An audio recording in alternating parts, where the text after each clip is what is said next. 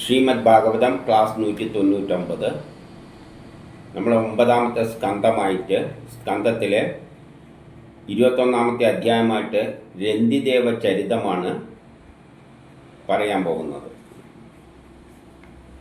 നമ്മളപ്പം പ്രപഞ്ച സൃഷ്ടി മുഴുവൻ കണ്ടു കഴിഞ്ഞാൽ ക്രമത്തിൽ തന്നെയാണ് പോകുന്നത്. ബ്രഹ്മം തൊട്ട് പ്രപഞ്ച സൃഷ്ടി പറഞ്ഞ് അവസാനം പ്രപഞ്ചമെല്ലാം ഉണ്ടായതിൻ്റെ ശേഷം പിന്നെ ഭൂമിയിലുള്ള പുരോഗതികളും മനുഷ്യരിലൂടെയാണ് ഉണ്ടാകുന്നത്. ജീവജാലങ്ങൾ ഉണ്ടാകുന്നു.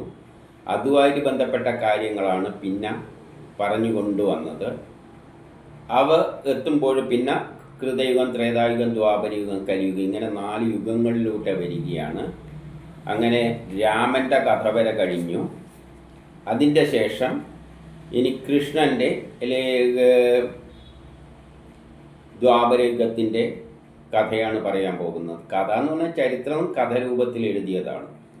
അപ്പോൾ അതിൽ ആദ്യം മുതലേ ഓരോ കാലഘട്ടത്തിനും ഓരോ രാജാക്കന്മാരായി ചിത്രീകരിച്ചുകൊണ്ട് കഥയിൽ വരുമ്പോൾ പേര് വേണമല്ലോ. അപ്പോൾ ഓരോ കാലഘട്ടത്തിനും ഓരോ രാജാവിൻ്റെ പേര് പറഞ്ഞുകൊണ്ട് ഇങ്ങനെ വരികയാണ്. ആ കാലഘട്ടത്തിലെ കഥ പറയുമ്പോൾ ആ രാജാവിൻ്റെ പേര് വെച്ചിട്ടാണ് പിന്നെ കഥ പറയുമ്പോൾ എന്ന് പറഞ്ഞാൽ കഥയിലൂടെ പല ആശയങ്ങളാണ് പ്രകടിപ്പിക്കുന്നത്. ആശയങ്ങളിൽ ശാസ്ത്രതത്വമടക്കം ഉണ്ടാകാം. അതെല്ലാം ആ കാലഘട്ടത്തിൽ പറയുമ്പോൾ ആ രാജാവിൻ്റെ പേര് വെച്ച് എല്ലാവരും പറഞ്ഞോളൂ. അപ്പോൾ ആദ്യം ഒരു വംശപരമ്പര ഇങ്ങനെ പറഞ്ഞു വരികയാണ്. അങ്ങനെ നമ്മളിപ്പോൾ ഏകദേശം കൃഷ്ണൻ്റെ കാലഘട്ടത്തിലേക്ക് എത്തി നിൽക്കുകയാണ്. പാണ്ഡവരുടെ എല്ലാം കാലഘട്ടത്തിലേക്ക് കടക്കാൻ പോവുകയാണ്. അതിൻ്റെ അടുത്ത് എത്തിയിരിക്കുകയാണ്. അപ്പോൾ ആ ഒരു ചെയിൻ അങ്ങനെ പറഞ്ഞു പോകുന്നുണ്ട്. നമുക്ക് എന്താണ് പറയുന്നതെന്ന് നോക്കാം. അപ്പം കഴിഞ്ഞതിൽ നമ്മൾ കണ്ടത് ഭരദ്വജനിലെത്തി നിന്നതാണ്. അപ്പം ഭരദ്വജനെല്ലാം വേദങ്ങൾ എഴുതിയ വ്യക്തികളാണ്. അപ്പം വേദകാലഘട്ടത്തിലാണ് നമ്മളിപ്പോൾ എത്തി നിൽക്കുന്നത്. ഇനി ആ വേദ കാലഘട്ടത്തിൽ നിന്ന് പിന്നോട്ടുള്ള തലമുറകളെ ചരിത്രം കഥരൂപത്തിൽ പറയാൻ വേണ്ടിയിട്ട് ഓരോ ആളുടെ പേര് വെച്ച് ഇങ്ങനെ ആദ്യം നിശ്ചയിക്കുകയാണ്. അപ്പോൾ ഒന്നിൽ ശ്രീസുഖൻ പറയുകയാണ്, ഭരദ്വാജൻ്റെ പേര് വിരതൻ എന്നാക്കി മാറ്റി. കാരണം അതൊരു പരമ്പരയല്ലല്ലോ. ഭരദ്വാജനെ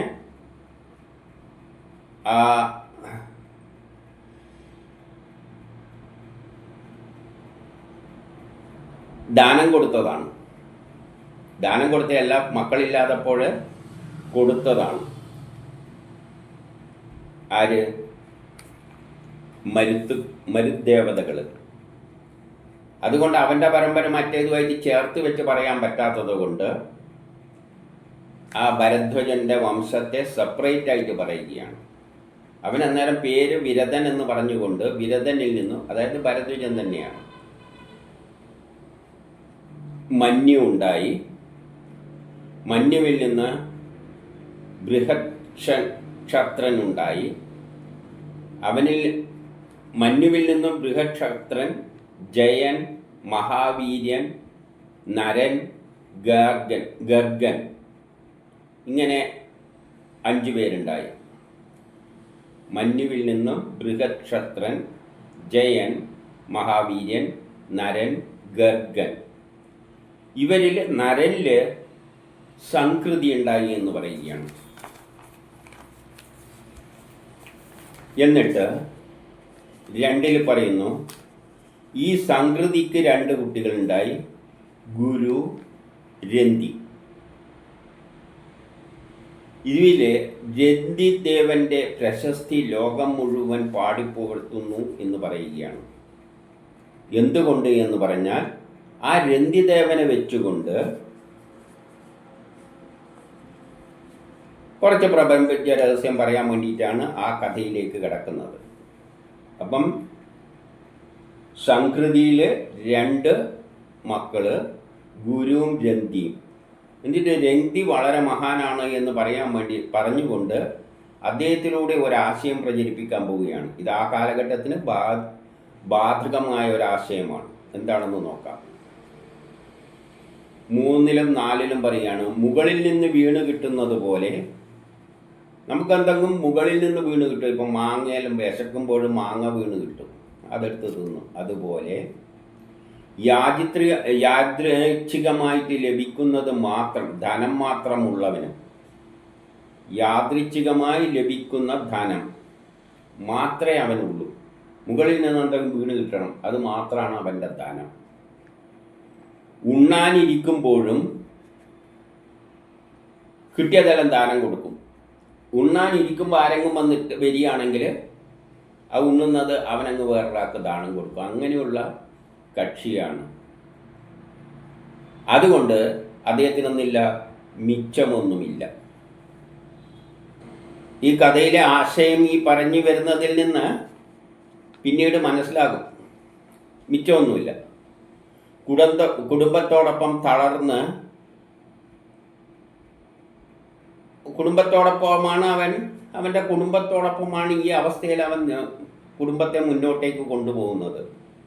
അപ്പം വലയുന്നവനാണ്, കുടുംബത്തോടൊപ്പം തളർന്ന് വലയുന്നവനാണ്. കാരണം കൈമലൊന്നുമില്ലെങ്കിൽ ഇവൻ്റെ അവസ്ഥ തന്നെ അങ്ങനെയാണ്. കുടുംബത്തിൻ്റെ അവസ്ഥ എന്തായിരിക്കും? അങ്ങനെ തന്നെയായിരിക്കും. ജലപാനം ചെയ്തില്ലെങ്കിലും വെള്ളം കുടിച്ചിട്ടില്ലെങ്കിൽ പോലും, പക്ഷെ ഒരു കാര്യമുണ്ട്, അദ്ദേഹത്തിന് ധൈര്യം കൈവിടില്ല. ധൈര്യം, മനസ്സിൻ്റെ ധൈര്യം വളരെ കൂടുതലാണ്. വെള്ളം കുടിച്ചിട്ടില്ലെങ്കിലും ധൈര്യം, വെള്ളം പോലും കുടിച്ചിട്ടില്ലെങ്കിലും ധൈര്യം കൈവിടാതെ 48 ദിവസത്തോളം കടന്നുപോയി എന്ന് പറയുകയാണ്. വെള്ളം പോലും കുടിക്കാതെ 48 ദിവസം കുടുംബത്തോടൊപ്പം കഴിഞ്ഞുപോയി. അപ്പോൾ അത്രയും, എന്നിട്ടും മനധൈര്യം പോകാതെ ഒരു കക്ഷിയാണ്. അങ്ങനെ വിശന്ന് കുടുംബത്തോട് ഇരിക്കുമ്പോൾ അപ്പോൾ അവന് വിറയലെല്ലാം വന്നിട്ടുണ്ട്, എന്നിട്ടും മനധൈര്യം വിട്ടിട്ടില്ല. പ്രഭാതത്തിൽ അപ്രതീക്ഷിതമായിട്ട് ഇങ്ങനെ വീണ് കിട്ടുന്ന വരി അരം കൊണ്ട് കൊടുത്തായിരിക്കും. നെയ്യ്, ക്ഷീരാന്നം, ഗോതമ്പ് കൊണ്ടുള്ള അപ്പം, വെള്ളം എന്നിവ ആഹാരത്തിനായി ലഭിച്ചു. അങ്ങനെ 48 ദിവസം കഴിഞ്ഞപ്പോൾ രാവിലെ ഈ പറഞ്ഞ സാധനങ്ങളെല്ലാം അവന് ഭക്ഷിക്കാൻ വേണ്ടിയിട്ട് ലഭിച്ചു. അപ്പോഴാണ് ഒരു ബ്രാഹ്മണൻ അതിഥിയായി വന്നത്. അപ്പോൾ ഒരു ബ്രാഹ്മണൻ കയറി വരികയാണ്. ബ്രാഹ്മണനാണ്, ജാതി പ്രത്യേകം പറഞ്ഞു. ആ കാലത്ത് ഈ ജാതി വ്യവസ്ഥ ഭയങ്കരമാണെന്ന് നമുക്കും അറിയാം. ജാതിൻ്റെ തുടക്കമെല്ലാം ആ കാലഘട്ടത്തിലാണ്. ആ ജാതിയെ പറ്റിയുള്ള പരാമർശം ബന്ധിപ്പിച്ചുകൊണ്ടാണ് ഈ കഥകളെല്ലാം പറയുന്നത്. എന്തിന് നോക്കാം. എന്നിട്ട് 6 എല്ലായിടവും ശ്രീഹരിയെ മാത്രം ദർശിക്കുന്ന രന്തിദേവൻ. രന്തിദേവൻ എന്ന് പറഞ്ഞാൽ നമ്മൾ ആത്മീയതയിലേക്ക് തിരിയുമ്പോൾ എന്താ പറഞ്ഞത്? ആദ്യത്തെ സ്റ്റെപ്പ്, എല്ലാത്തിലും ബ്രഹ്മത്തെ ദർശിക്കണം. അത് പട്ടിയായാലും പൂച്ചയായാലും ഹിന്ദു ആയാലും മുസ്ലിം ആയാലും ക്രിസ്ത്യാനിയായാലും ബ്രാഹ്മണ ക്ഷത്രിയ വൈശ്യ എന്തായാലും അതിലെല്ലാം ഈശ്വരനെ ദർശിക്കണം. ആത്മീയതയിലേക്ക് തിരിയുന്നവർക്ക് വിഭാഗീയ വർഗീയ ചിന്തകൾ ഉണ്ടാകാൻ പാടില്ല. അതാണ് ബേസിക് ക്വാളിറ്റി. ഇപ്പം എല്ലായിടവും ശ്രീഹരിയെ മാത്രം ദർശിക്കുന്ന രന്തിദേവൻ ശ്രദ്ധയോടുകൂടി, അപ്പം വന്നിരിക്കുന്ന ആരാണ്? ബ്രാഹ്മണനാണ്, ഈശ്വരനാണ്, ബ്രഹ്മമാണ്. എല്ലാത്തിലും ഈശ്വരനെ ദർശിക്കണം. എന്നിട്ട് എന്ത് ചെയ്തു? വളരെ ശ്രദ്ധയോടുകൂടി അതിഥിയായ ബ്രാഹ്മണന് തൻ്റെ ആഹാരം പങ്കുവെച്ചു കൊടുത്തു. കാരണം വീട്ടുകാർക്കും എല്ലാം ഉള്ള ഭക്ഷണമാണല്ലോ. ഇതൊരു ബ്രാഹ്മണനല്ലേ, ഒരാൾക്കുള്ളത് കൊടുക്കുകയല്ലേ വേണ്ട, പങ്കുവെച്ച് കൊടുത്തു. ആ ബ്രാഹ്മണൻ ആഹാരം കഴിച്ചിട്ട് അങ്ങ് എണീച്ചു പോയി. എന്നിട്ട് 7 പറയാണ്, അതിൽ പിന്നെ അവശേഷിച്ചത് പങ്കുവെച്ചിട്ട് അതായത് അദ്ദേഹത്തിൻ്റെ ഭാര്യ മക്കളും എല്ലാവരും കുടുംബത്തിന് കൊടുക്കാൻ ഉദ്ദേശിച്ചപ്പോൾ മറ്റൊരു അതിഥി വന്നു ചേർന്നു. അവൻ വന്നിരിക്കുന്നത് ശൂദ്രനാണ്. ആ ശൂദ്രനിലും അവൻ ആരെയാണ് ദർശിച്ചത്? ആ ഈശ്വരനെയാണ് ദർശിച്ചത്. അപ്പോൾ കഥയിലോട്ട് പറഞ്ഞു പോകുന്ന ആശയം ആ കാലഘട്ടത്തിന് വേണ്ടി പറയുകയാണ്. അവനിലും അദ്ദേഹം ഈശ്വരനെ ദർശിച്ചു. എന്നിട്ടോ അത് ആ ശൂദ്രന് പങ്കിട്ട് കൊടുത്തു. 8 പറയുകയാണ്, ശൂദ്രൻ പോയപ്പോൾ മറ്റൊരു അതിഥി ശ്വാക്കളോടുകൂടി കയറി വന്നു.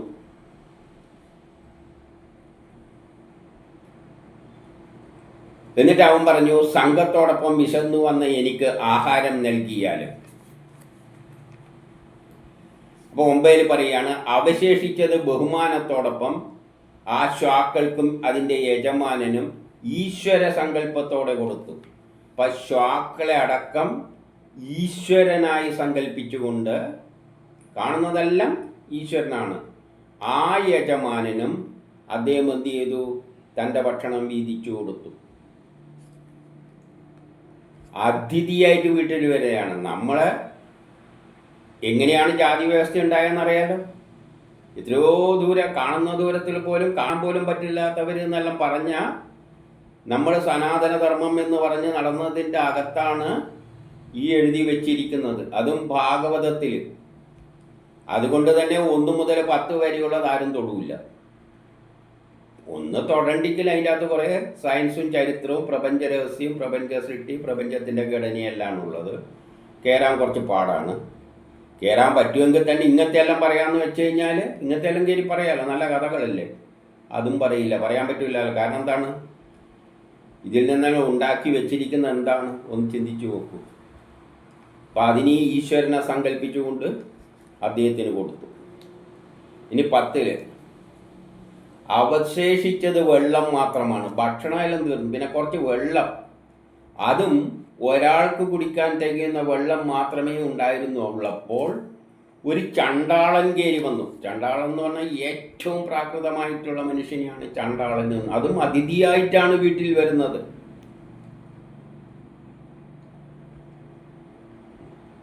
തീണ്ടൽക്കാരനായി എനിക്ക് വെള്ളം തരിക എന്ന് പറഞ്ഞുകൊണ്ടാണ്, തീണ്ടൽക്കാരനാണ് ഞാൻ, തീണ്ടൽക്കാരനാണ്, എനിക്ക് വെള്ളം വേണം, ദാഹിക്കുന്നു എന്ന് പറഞ്ഞപ്പോഴും അദ്ദേഹം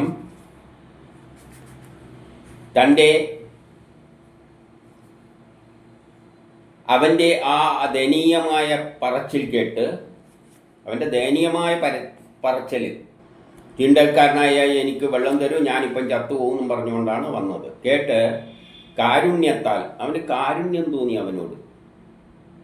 ചണ്ടാളനാണ്, എന്നിട്ടും കാരുണ്യം തോന്നി. രന്തിദേവൻ അമൃതത്തോട് ഉപമിക്കത്തക്കതായ വചനത്തെ ചൊല്ലി, ഏറ്റവും അമൃതത്തിനോട് സമാനമായ വചനം ചൊല്ലുകയാണ്.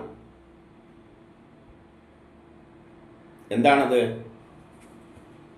12 ഞാൻ ഈശ്വരൻ്റെ അടുക്കൽ നിന്നും അണിമാദ്യ ഐശ്വര്യങ്ങളൊന്നും തന്നെ ചോദിക്കുന്നില്ല. എനിക്കൊരു ഐശ്വര്യവും വേണ്ട, ഉന്നത പദവി ഒന്നും ഞാൻ ചോദിക്കുന്നില്ല, നിത്യ നിർവഹണത്തിനുള്ള കാര്യങ്ങളോ ഞാൻ യാചിക്കുന്നില്ല. ഞാൻ ഈശ്വരനോട് ഒന്നും തന്നെ യാചിക്കുന്നില്ല. ഉടലെടുത്ത സർവചരാചരങ്ങളുടെയും, അതായത് ജനിച്ച സർവചരാചരങ്ങളുടെയും അകത്ത് കിടന്നിട്ട് ഞാൻ അവരുടെ ജീവിതകേശത്തെ ഏറ്റെടുക്കട്ടെ. അവൻ്റെ ആഗ്രഹം എന്താണ്? എല്ലാ പട്ടിയായാലും പൂച്ചയായാലും എല്ലാത്തിൻ്റെ ഉള്ളിൽ കിടന്നുകൊണ്ട് ഞാൻ എന്തെടുക്കട്ടെ? അവരുടെയെല്ലാം ജീവിത ക്ലേശത്തെ ഏറ്റെടുക്കട്ടെ. അതിലൂടെ അവരുടെ ക്ലേശം ഇല്ലാതാകട്ടെ. മറ്റുള്ളവരുടെ ക്ലേശം ദൂരീകരിക്കുന്നതാണ് അതാണ് എനിക്ക് സാധിക്കേണ്ടത്. 13 പറയുകയാണ്, ജീവിക്കാൻ ആഗ്രഹിക്കുന്നവരും അതിനുള്ള മാർഗം കാണാത്തവരുമായ അവശരായ പ്രാണികൾക്ക്, അങ്ങനെയുള്ളൊരു പ്രാണിയാണ് ഇവിടെ ഉള്ളത്. ആര്?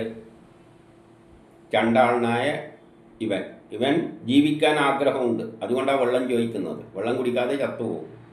അതിനുള്ള മാർഗവും കാണുന്നില്ല, വെള്ളവും ഇല്ല, കുടിക്കേണ്ട വെള്ളവും ഇല്ല. അവശനായ പ്രാണി, അവശതയെ പ്രാപിച്ച ഈ പ്രാണിക്ക് ജീവന് ഹേതുവായ, അപ്പോൾ അവൻ്റെ ജീവനെ നിലനിർത്തുന്ന വസ്തുവാണ് വെള്ളം. കൊടുക്കുന്നത് കൊണ്ട് ഞാൻ ഈ വെള്ളം അവന് കൊടുക്കുകയാണ്. എന്ത് സംഭവിക്കുന്നു? എൻ്റെ വിശപ്പും എൻ്റെ ദാഹവും എൻ്റെ വലച്ചിലും എൻ്റെ തളർച്ചയും എൻ്റെ ദീനതയും എൻ്റെ ദുഃഖവും എൻ്റെ മനക്ലേശവും എൻ്റെ മയക്കവും എല്ലാം തന്നെ നീങ്ങിപ്പോകും. അവൻ്റെ ജീവനെ രക്ഷിക്കുമ്പോൾ എൻ്റെ ഈ കഷ്ടപ്പാടെല്ലാം അങ്ങ് അതിലൂടെ നീങ്ങിപ്പോകും. 14 ഇപ്രകാരം പറഞ്ഞിട്ട് ദാഹത്താൽ മരിച്ചുകൊണ്ടിരിക്കുകയാണെങ്കിലും ധീരനും, ഇവനും ദാഹത്താൽ മരിച്ചുകൊണ്ടിരിക്കുകയാണ്, ധീരനാണ്. ആര്? രന്തുദേവൻ. കാരുണ്യവാനായ രന്തിരാജാവ് തൻ്റെ ദാഹശമനത്തിനുള്ള ജലം ചണ്ടാളന് കൊടുത്തു. ഞാൻ മരിച്ചു എന്ന് അറിഞ്ഞിട്ട് കൂടി കുടുംബം കൊണ്ടടുത്തു. അവൻ ആ വെള്ളാർക്ക് കൊടുത്തു, ആ ചണ്ടാളന് കൊടുത്തു. 15 കർമ്മഫലത്തെ ആഗ്രഹിക്കുന്നവരും കർമ്മഫലം നൽകുന്നതുമായ ത്രിലോകനാഥൻ ബ്രഹ്മാവ്.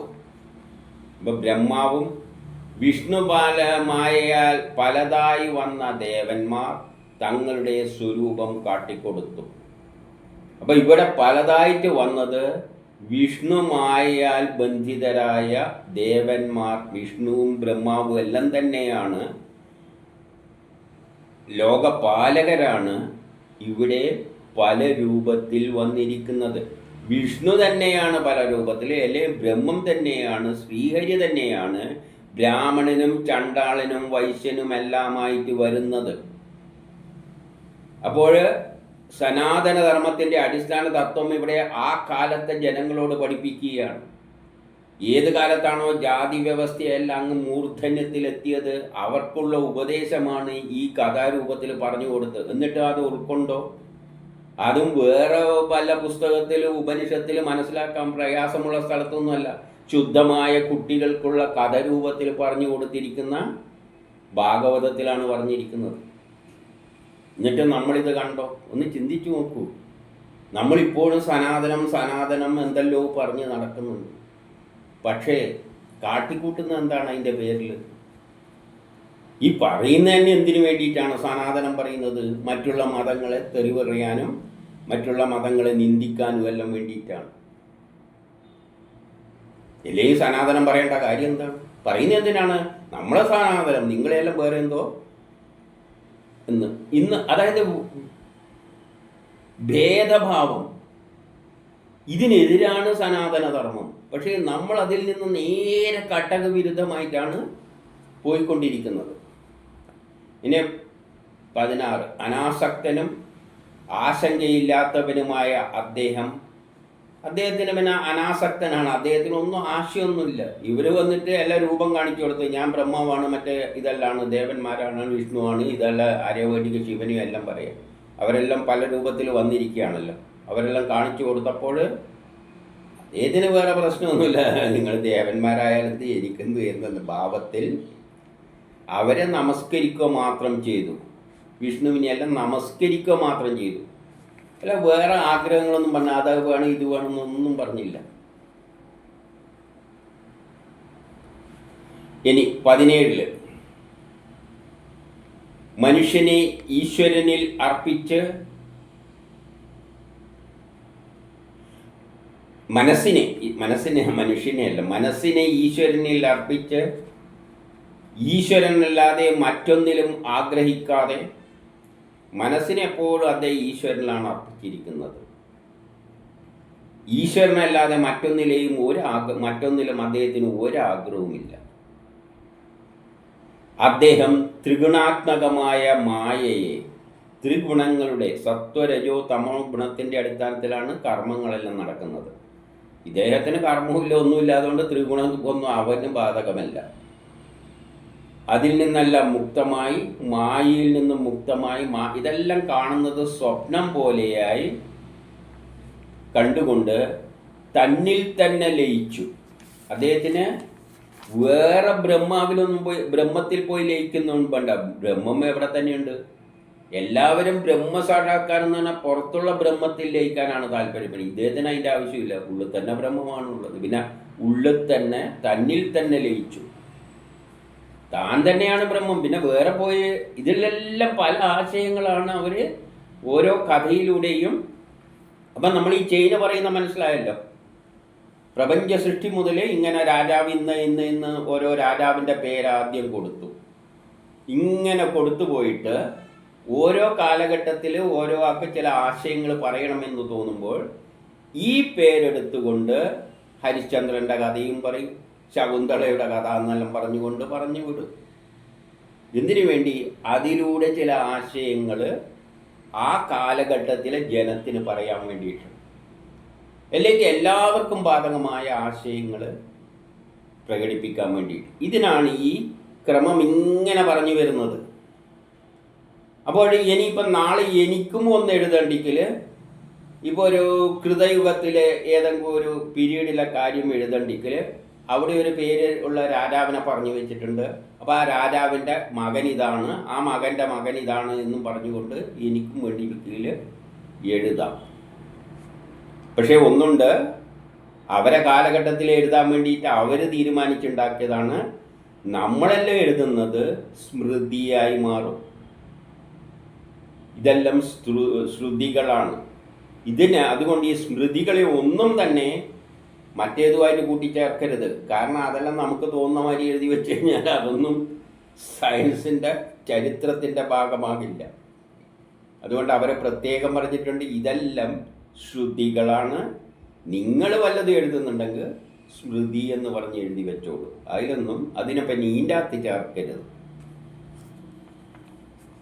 അങ്ങനെയുണ്ടായ സ്മൃതികളിലൂടെയാണ് ഈ ജാതി വ്യവസ്ഥ ഈ കാണുന്നതെല്ലാം നമ്മളിന്ന് കണ്ടുകൊണ്ടിരിക്കുന്നത്.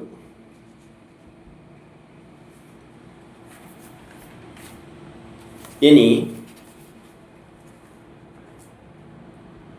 രന്തിദേവന്റെ പിന്തുടർച്ചക്കാർ എല്ലാവരും അതേ വിഷ്ണുവിൽ കൽപ്പിച്ചുകൊണ്ട് ജീവിക്കുന്നവരായിരുന്നു. ആ വിഷ്ണുവിനെ തന്നെ അദ്ദേഹത്തിൻ്റെ ആ ഒരു വംശം അവരെല്ലാം യോഗികളായി ഭവിച്ചു എന്ന് പറയുകയാണ്. അപ്പോൾ ഇന്ന് സമൂഹത്തിൽ യോഗികളെല്ലാം കാണുന്നുണ്ടെങ്കിൽ അവരെല്ലാം ഈ രന്തുദേവൻ്റെ വംശപരമ്പരയിൽപ്പെട്ടാണെന്ന് നമുക്കങ്ങ് അടിച്ച് വിടാം. ഇതൊരു കഥയാണ്. അതുകൊണ്ട് രന്തുദേവൻ്റെ മക്കളാണെന്നൊന്നും പറയുന്നതിലൊന്നും അർത്ഥമില്ല. പക്ഷേ കഥയിൽ പറയുമ്പോൾ കഥരൂപത്തിൽ നമുക്ക് പറയാം, ആ രന്തുദേവൻ്റെ ഇന്ന വംശത്തിൽ ഇന്ന സ്ഥലത്തുള്ളതാണ് ഞാൻ യോഗിയാണെങ്കിൽ എനിക്ക് പറയാം. പക്ഷെ അതും കഥയായിട്ടേ വരികയുള്ളൂ, യഥാർത്ഥ ചരിത്രമൊന്നും അല്ല. ഇനി 19, 20, 21 ഗർഗനിൽ നിന്ന് ആദ്യം തുടങ്ങുകയാണ്. നമ്മൾ എവിടെയാണ് ഗർഗനെ കണ്ടത്?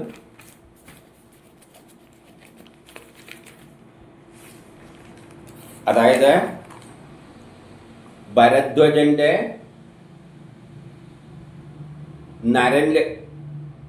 ഭരദ്വാജനിൽ നിന്നും മനു ഉണ്ടായി.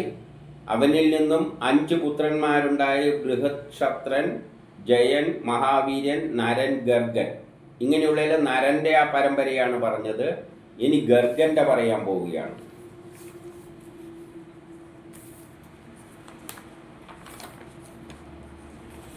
ഗർഗനിൽ നിന്നും ശിതി ഉണ്ടായി. അതിൽ നിന്നും ഗാർഗ്യനുണ്ടായി.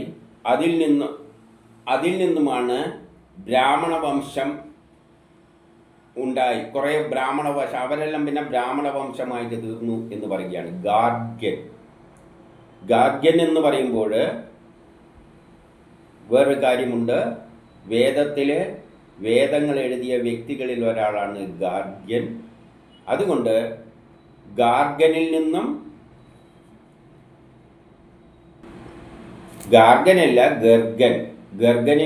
ശിനി ഉണ്ടായി. അതിൽ നിന്നാണ് ഗാർഗ്യൻ ഉണ്ടായത്. ഗർഗനിൽ നിന്നും ശിനി ഉണ്ടായി. ശിനിയിൽ നിന്നും ഗാർഗ്യൻ ഉണ്ടായി.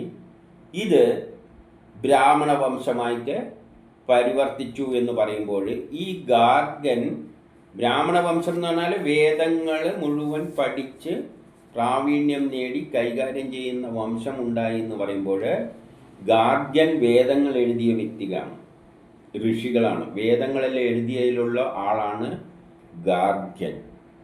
അപ്പം ആ വ്യക്തിയുടെ ഒരു പരമ്പര പ്രത്യേകം പറഞ്ഞു വെച്ചു. ആ കാലഘട്ടത്തിലാണ് ഗാർഗ്യൻ വേദങ്ങൾ എഴുതിയിട്ടുണ്ട്. ആ വേദങ്ങൾ എഴുതിയ അദ്ദേഹം വേദത്തിൽ എഴുതുന്ന കാലഘട്ടമാണ് ഇപ്പോൾ പറഞ്ഞിരിക്കുന്ന ഈ രന്തിദേവൻ്റെ എല്ലാം അടുത്ത് വരുന്ന ആ കാലഘട്ടത്തിലെ കാര്യമാണ് ഈ പറയുന്നത് എന്ന് ഇതിൽ നിന്നും മനസ്സിലാക്കണം. പിന്നെ മന്നുവിൻ്റെ പുത്രനായ വേറൊരാളാണ് മഹാവീര്യൻ. അവനിൽ നിന്നും ദുരിതക്ഷയനുണ്ടായി. അവരിൽ നിന്നും 3 പേരാണ് ഉണ്ടായത്: തയ്യോരുണി, കവി, പുഷ്കരാരുണി. ഇവരും ബ്രാഹ്മണരായിട്ട് മാറുകയാണ്. ഇപ്പം കവി എന്നെല്ലാം പറയുന്നത് വേറൊരു പരമ്പരയാണ്. വേദങ്ങൾ എഴുതിയതിലുള്ള ചില വേറൊരു വംശത്തെയും കൂടി ഇവിടെ പറഞ്ഞാടെ വെച്ചിരിക്കുകയാണ്. അവരുടെയെല്ലാം വേദങ്ങൾ എഴുതിയ വ്യക്തികളുടെ പേരെല്ലാം ഇവിടെ ഈ ചാർട്ടുണ്ടല്ലോ, ഈ വംശ ചാർട്ട്, അതെല്ലാം അവിടെ എഴുതി പിടിപ്പിച്ച് വെച്ചിട്ടുണ്ട്. ഇനിയോ അവരെല്ലാം ബ്രാഹ്മണരായി എന്ന് പറഞ്ഞാൽ അവരെല്ലാം വേദങ്ങൾ എഴുതിയത് ഓരോ ഋഷി കുലങ്ങളാണ്. കുലങ്ങളിൽ കുറേ പേര് ആൾക്കാരുണ്ട്. അപ്പോൾ അവരെല്ലാം ഉദ്ദേശിച്ചിട്ടാണ് അവരെല്ലാം ബ്രാഹ്മണരായി എന്ന് പറഞ്ഞാൽ ആ ബ്രാഹ്മണരെ വേദങ്ങൾ എഴുതിയ ഋഷികളാണ്. ഇനി മനുപുത്രന്മാരിൽ 3-ാമനായ ബൃഹത്ക്ഷത്രൻ, അവരിൽ നിന്നും ഹസ്തി ഉണ്ടായി. അപ്പോൾ ഇദ്ദേഹം കൗരവ രാജധാനിയായ ഹസ്തിനപുരി നിർമ്മിച്ചു. അപ്പം കൗരവരുടെ രാജധാനിയായ ഹസ്തിനപുരി നിർമ്മിച്ച ആളാണ് ഹസ്തി എന്ന് പറയുന്നത്. അപ്പോൾ ഇവിടെ വേറൊരു കഥയിലേക്ക് പോകാനുള്ള അടിത്തറ പാവുകയാണ്. ഹസ്തിനപുരം എന്നൊരു രാജ്യത്തെ പറ്റി പറയുകയാണ്. ഈ ഹസ്തിനപുരം എന്ന് പറയുന്നത് ഭാരതത്തിൻ്റെ കഥയൊന്നുമല്ല. മഹാഭാരത യുദ്ധം എന്ന് പറഞ്ഞാൽ ലോകം മുഴുവൻ നടക്കുന്ന സംഭവമാണ്, അല്ലാതെ ഭാരതത്തിലുള്ള മാത്രമല്ല. ഇപ്പം ഹസ്തിനപുരം, നമ്മുടെ ഇവിടെയുള്ള ഏതെങ്കിലും ഒരു സ്ഥലത്തിന് ഹസ്തിനപുരം എന്ന് പേര് കൊടുക്കും. അതെന്തിനു വേണ്ടി? നമ്മൾ ശ്രീലങ്കയിൽ നിന്ന് തമിഴ്നാട്ടിലേക്ക് വരുന്ന സ്ഥലത്ത് ഒരു പാലം, മറ്റേ ആ കഥ ആരുടെ, രാമൻ്റെ കഥയായിട്ട് ബന്ധിപ്പിച്ചിട്ടുണ്ടല്ലോ, സേതുബന്ധനം.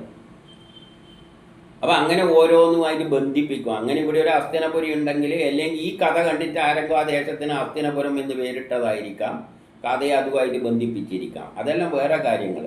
പക്ഷേ ഇതെല്ലാം കഥയിൽ ഒരു സ്ഥലത്തിന് കൊടുക്കുന്ന പേരായിട്ട് കാണണം. അപ്പോൾ ഇവർ ഇനി ഓരോ സ്ഥലങ്ങളും ഓരോ രാജാക്കന്മാരെയും പറഞ്ഞുകൊണ്ട് മഹാഭാരത കഥയിലേക്ക് പോകാൻ പോവുകയാണ്. കൃഷ്ണ കഥയിലേക്ക് പോകാൻ പോവുകയാണ്. കൃതയുഗം ത്രേതായുഗം കഴിഞ്ഞ് ദ്വാപരയുഗത്തിലേക്ക് കടക്കാൻ പോവുകയാണ്. അപ്പം അതിലുള്ള ഓരോ ആൾക്കാരെ ഓരോ കഥ അതെല്ലാം കഥകളാണല്ലോ. ആ കഥകൾ പറയാൻ ചരിത്രം തന്നെയാണ് പറയുന്നുണ്ടെങ്കിലും ഓരോ കഥാപാത്രങ്ങളെയും ദേശങ്ങളെയും സൃഷ്ടിക്കുകയാണ്. അപ്പോൾ ഈ ഹസ്തിയിൽ നിന്നാണ് ഹസ്തിനപുരി നിർമ്മിച്ചത്. ഹസ്തിക്ക് 2 പുത്രന്മാരാണ്, അജമീഡനും പുരുമീഡനും. ചിലപ്പോൾ പേര് പറയുമ്പോഴെല്ലാം തെറ്റിപ്പോവുക. ഞാൻ നോക്കി എഴുതി വെക്കുന്നതാണ്. എഴുതി വെക്കുമ്പോൾ ചിലപ്പോൾ കുറേ ഇത്രയും എഴുതി വെക്കുമ്പോൾ ഒറ്റ ഓട്ടത്തിന് തിരിച്ച് വായിച്ചു നോക്കാനൊന്നും സമയമില്ല. അപ്പം ചിലപ്പോൾ എഴുതുന്നതിൽ ചില മിസ്റ്റേക്കെല്ലാം വരാം. കാരണം നമുക്കിപ്പോൾ ഇതിലൊന്നും അത്ര ഇതൊന്നും ആരും കേട്ടാലും ആരും ബൈഹാർട്ടാക്കാൻ പോകുന്നില്ല. പക്ഷേ ഒരാശയം കിട്ടുക എന്നതാണ് ഇതുകൊണ്ട് അർത്ഥമാക്കുന്നത്.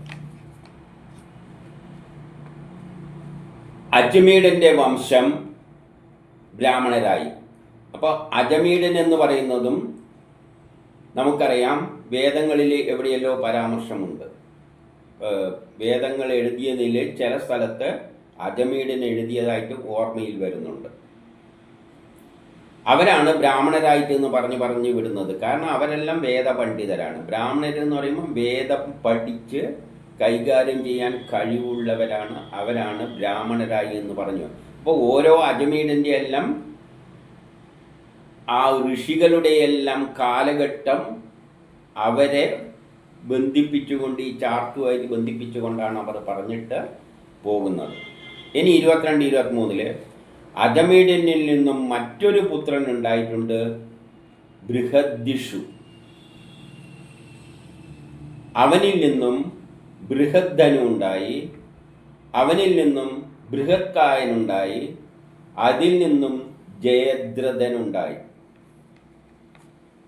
അവനിൽ നിന്നും വിശദനുണ്ടായി, അവനിൽ നിന്നും സേനജിത്തുണ്ടായി, അവനിൽ നിന്നും രുചിരാശ്വനുണ്ടായി.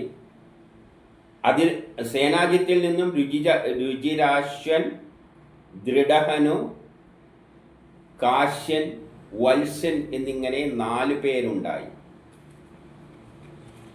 എൻ്റെ 24 പറയാണ്, രുചിരാശ്വനിൽ നിന്ന് പ്രാജ്ഞൻ എന്നവനുണ്ടായി, പ്രാജ്ഞനിൽ നിന്നും പൃഥുസേനനുണ്ടായി, പൃഥുസേനനിൽ നിന്നും പാരനുണ്ടായി, പാരനിൽ നിന്നും നീപനുണ്ടായി, നീപനിൽ നിന്നും 100 മക്കളുണ്ടായി. അങ്ങനെ അവത് പറഞ്ഞു വെച്ചു. എന്നിട്ട് 25 പറയാണ്, ആ നീപൻ ശുഗന്റെ പുത്രിയായ കൃത്യുയിൽ, ശുഗൻ എന്ന് പറഞ്ഞാൽ ഈ ശുഗനല്ലേ, കഥ പറയുന്ന ശുഗനല്ല, അത് വേറെ ശുഗൻ. ശുഗന്റെ പുത്രിയായ കൃത്യുവിൽ ബ്രഹ്മദത്തനുണ്ടായി. യോഗിയായ അവൻ ഭാര്യ യോഗിയായ അവന് അവസാനം യോഗിയായിട്ട് പോയി. അവൻ്റെ ഭാര്യയായ വാഗ്ദേവിയിൽ വിശ്വക്സേനനുണ്ടായി. എന്നിട്ട് ആ ബ്രഹ്മദത്തന് 26 പറയുകയാണ്, ആ ബ്രഹ്മദത്തൻ ജൈഗീഷഡ്യൻ്റെ ഉപദേശപ്രകാരം യോഗശാസ്ത്രം നിർമ്മിച്ചു പോയി. അപ്പം യോഗശാസ്ത്രങ്ങളെല്ലാം നിർമ്മിച്ചത് ഈ ബ്രഹ്മദത്തനാണ്. അപ്പം യോഗശാസ്ത്രങ്ങളുടെ ഉത്ഭവ കാലഘട്ടത്തെ പറ്റിയാണ് അവിടെ പറയുന്നത്. അത് ബ്രഹ്മദത്തനിൽ നിന്നാണ് യോഗശാസ്ത്രങ്ങൾ നിർമ്മിച്ചു പോൽ എന്ന് പറഞ്ഞു വെച്ചിട്ടുണ്ട്. ഇനി ബ്രഹ്മദത്തനിൽ നിന്നും ഉത്സേനൻ ഉണ്ടായി, അവനിൽ നിന്നും വല്ലാഭനുണ്ടായി. ഇവർ ബൃഹഭൃഷ്ട വംശ പരമ്പരയായിട്ട് പറഞ്ഞു വെച്ചു. ഇനി നേരത്തെ പറഞ്ഞ 27 പറയാണ്, ദ്വിമീഡനിൽ നിന്നും യവിനരൻ, അവനിൽ നിന്നും കൃതിമാൻ, അവനിൽ നിന്നും സത്യധൃതി, അവനിൽ നിന്നും ദൃഢനേവി, അവനിൽ നിന്നും സുപാർശ്വൻ,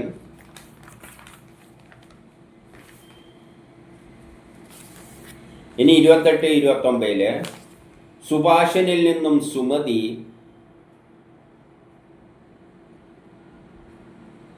സുമതിയിൽ നിന്നും സന്നതിമാൻ, അവനിൽ നിന്നും കൃതി.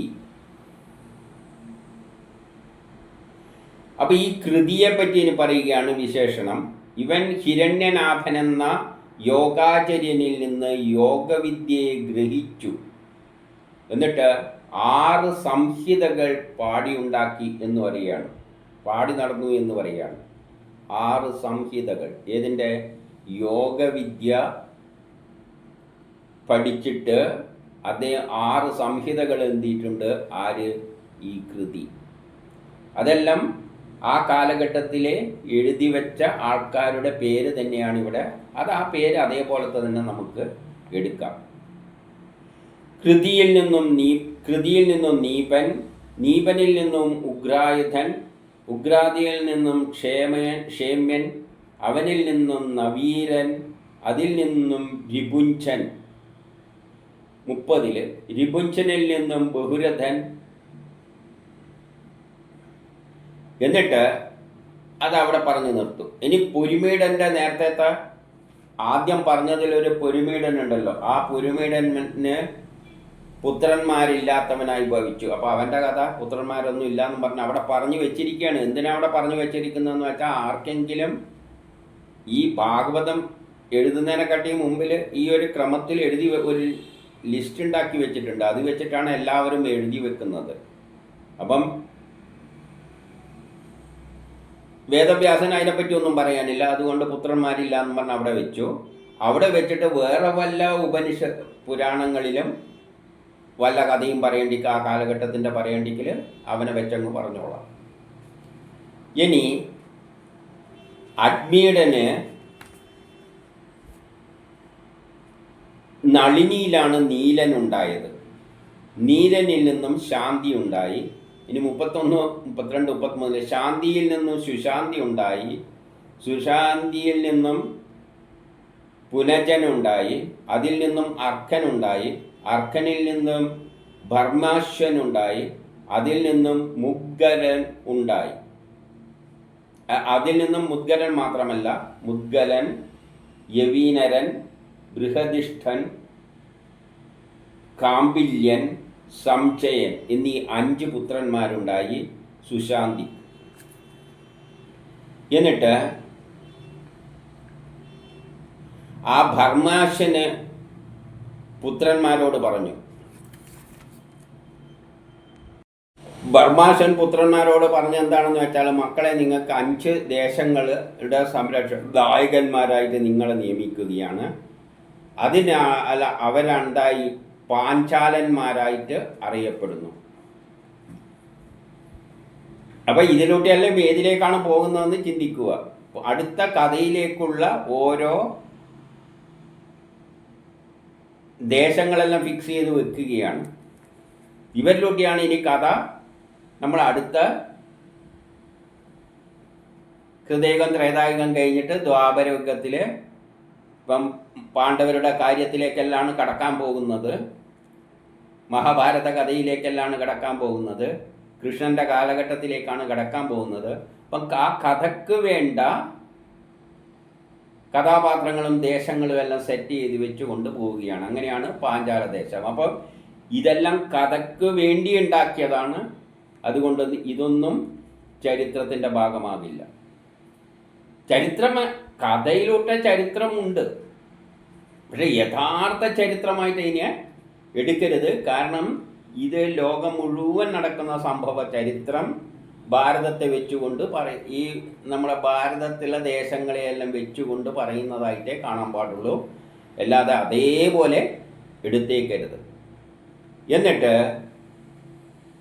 അതാണ് മുദ്ഗല്യ ബ്രാഹ്മണ വംശം, അവരിൽ നിന്നുണ്ടായത്. ഇനി 34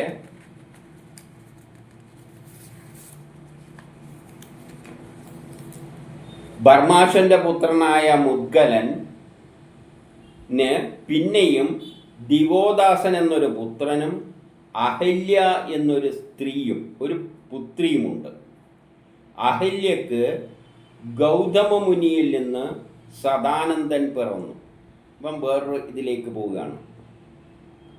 മുദ്ഗലന് ദിവോദാസൻ എന്ന ഒരു പുത്രനും അഹല്യ എന്ന ഒരു പുത്രിയും. അഹല്യക്ക് ഗൗതമ മുനിയിൽ നിന്ന് സദാനന്ദൻ പിറന്നു. ഇനി 35, 36 സദാനന്ദൻ സത്യധൃതി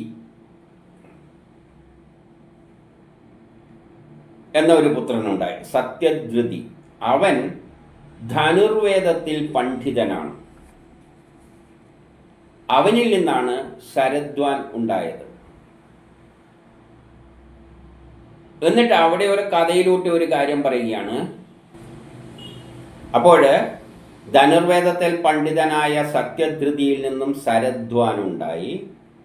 ശരദ്വാന് ഊർവശിയെ കണ്ടപ്പോൾ രേതസ് വെളിയിൽ ചാടി എന്നാണ് പറയുന്നത്. ഊർവശിയെല്ലാം നമുക്കറിയാം കഥാപാത്രങ്ങളാണ്, നമ്മളെ മാനസികപരമായി സ്വാധീനിക്കുന്നതെല്ലാം ചില ഗ്രഹങ്ങളുടെ പ്രേരക ശക്തികളാണ്.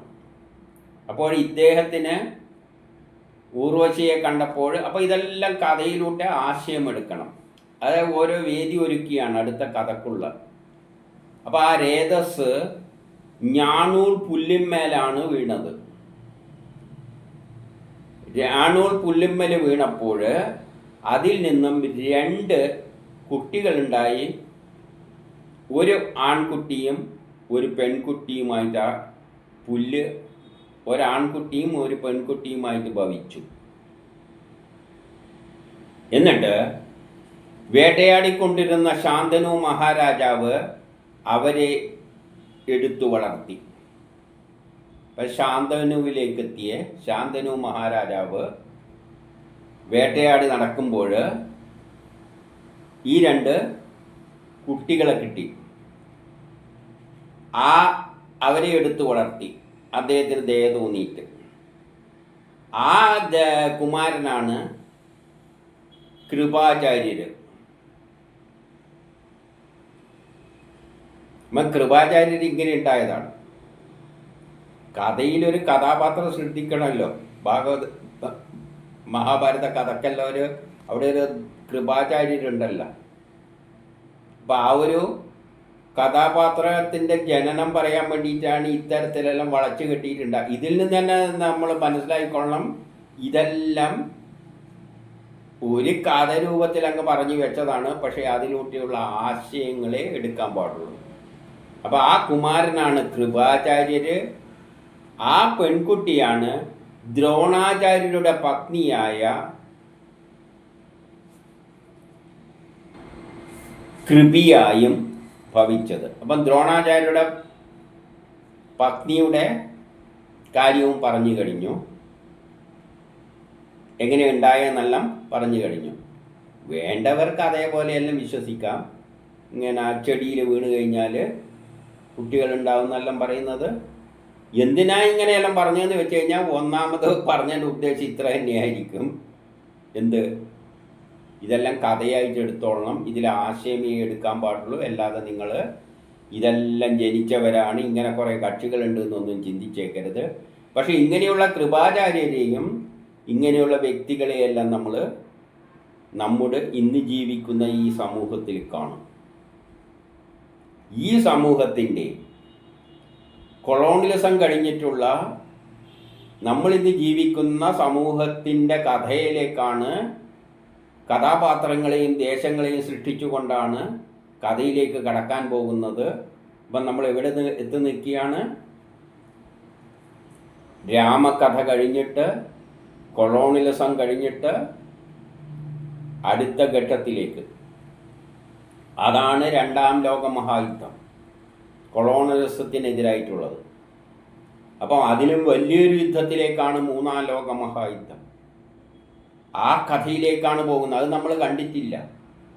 3ാം ലോക മഹായുദ്ധം നമ്മൾ കണ്ടില്ല. അതുതന്നെയാണ് മഹാഭാരത യുദ്ധം. ആ യുദ്ധത്തിൻ്റെ നടുവിലാണ് നമ്മളിന്ന് നിൽക്കുന്നത്. ആ കഥയാണ് പറഞ്ഞു വരാൻ പോകുന്നത്. അപ്പം നമുക്ക് ഇനി അതിലേക്കാണ് കടക്കാൻ പോകുന്നത്.